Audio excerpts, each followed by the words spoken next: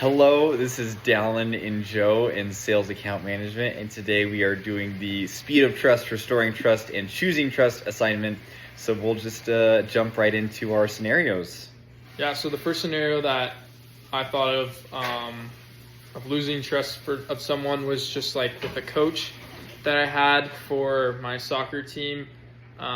Basically, he promised something to two of my friends and then went back on it and actually cut them from the team, and it was pretty messed up and made me not trust him and not really want to play soccer for that team. But that's kind of what happened. But what are your thoughts on that? No, that's very true, and it really goes into just like, when they don't follow through, it's like, it's always frustrating when people make those promises and it just doesn't work out. And being honest, I'll segue into my story, which of course is a situation where someone lost trust in you, and this is a little bit of a silly one, but when I was probably 9 years old, my parents were like, "Did you brush your teeth?" And I was like, "Yeah."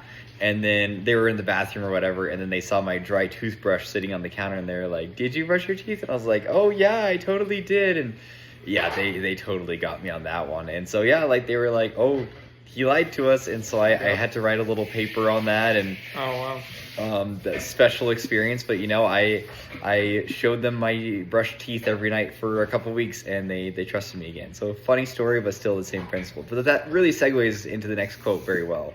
Yeah, so Elder Nearly Maxwell said, "It's better to trust and sometimes be disappointed than to be forever mistrusting and be right occasionally." And I totally agree with this, just because it is better to trust and not trust blindly and then just sometimes be correct. However, that might take some consequences from it, like what John was saying in last class, that he was honest and had integrity, and then he got fired because of what he said. But I think he was blessed overall because of what he said, and so I think that does apply to the point of happiness. But do you have any examples of that? No, I totally agree with that. I mean, honestly, it's especially tricky in sales because it's literally such a gray area, and different people are going to have different moral compasses, and so sometimes you'll get some shady actors. And I mean, in my experience, I've had honestly a lot of group projects in college. You might be familiar with this, Joe, and sometimes it's really hard because you'll get in a group project and you're hopeful that everyone's going to do what they say they will, and then they just totally fall through, and then it's like, dude, this is our grade right here, and it's frustrating to have that.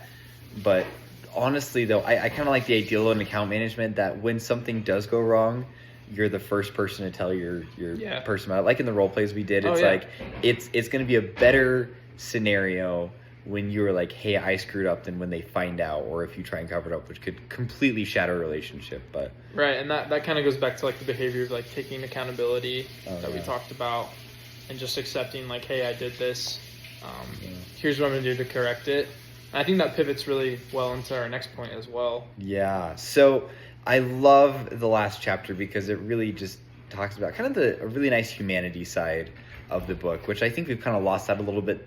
The art of trusting others, especially my parents would say, back in the 80s when they were kids, they just run around the neighborhood and their mom would be like, "Okay, just come back by sunset." But nowadays, a lot and for a good reason, you're a lot more concerned over where your kids are and what they're doing. And but overall, I think the book was saying, we need to trust other people because that is the foundation for building something. I mean, you can look at the great companies, and also you can look at companies that have fallen. You can look at great sales department, and we've both seen sales departments that are terrible, and it's just because it's those trust dividends and trust taxes, which goes back to the first bit of the book. Yeah, I just kind of going off that, I think it is sad because back in the day, people trusted a lot more, and then now it's we have to lock our cars in Rexburg, Idaho. Yeah. So we're worried someone's going to break in. 20 years ago when Rix was here, I'm sure they didn't have to worry about that. So it is crazy how much trust has changed in our world, and so we just need to be better examples of trusting in those people. So amen. Yeah, and it can be hard to extend, and of course do your due diligence, but when you do it right, you will reap the benefits in that relationship. So absolutely. Yeah, that's a good video. That's a wrap. Thanks.